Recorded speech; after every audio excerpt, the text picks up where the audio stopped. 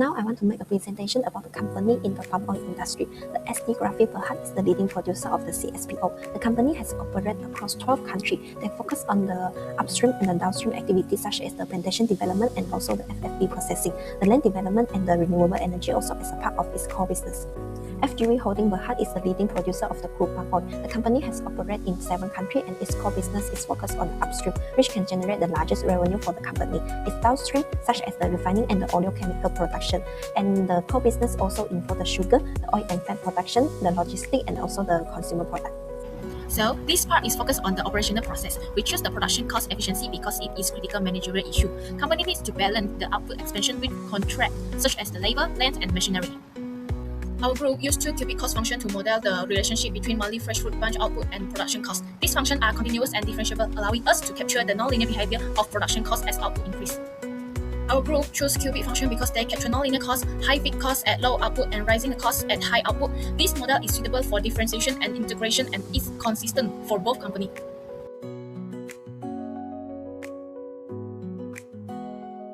For this assignment, I analyzed the operational cost of SQQMK1034 using cost function given.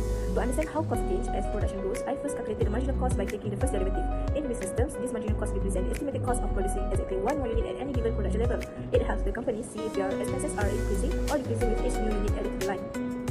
Next, I look for the company's critical production points by setting the marginal cost to 0. We solve the quadratic equation and identify 2 critical production levels at Q equal to 1 and Q equal to 3. To determine the actual cost at these points, we substitute these values back into our original total cost function, which gives us 2 specific critical points. To classify these points, we calculate the second derivative. When we test our first critical point, it confirms that there is a relative maximum. When we test our second critical point, it indicates that there is a relative minimum. However, the most important transition point is the inflection point. Since this is a cubic function, it must have one point where the cost behavior shifts. By setting the second derivative to 0, I found this point at Q equal to 2. This is the turning point where the company's cost behavior changed, moving from a period of increasing efficiency into what we call diminishing marginal returns.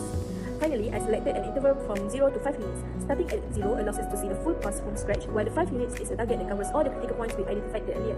By calculating the indefinite integral of the marginal cost over this interval, I found a value of 20. This represents the total variable cost, which is the actual money spent on materials and labor to produce those 5 units.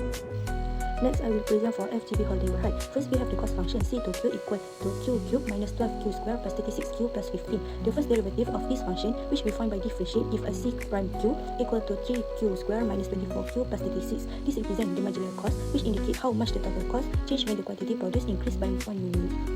Next, we use the first derivative to find critical points.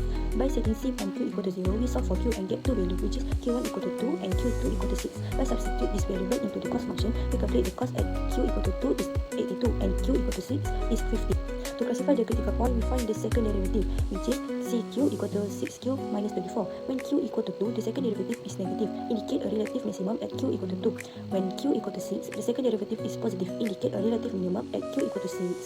Now we calculate the inflection point by setting the second derivative equal to 0. Solving CQ equal to 0 give Q equal to 4. Substitute Q equal to 4 into the cost function. Then we find that the cost at this point is 34. The inflection point at Q equal to 4 represents a change in the company cost behavior.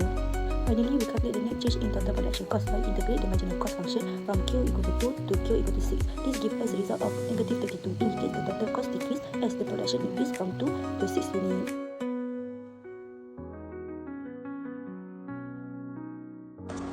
For conclusion, based on the cost behavior in the graph and calculus analysis, we can see that FGV Holding Berhad actually has a better outlook.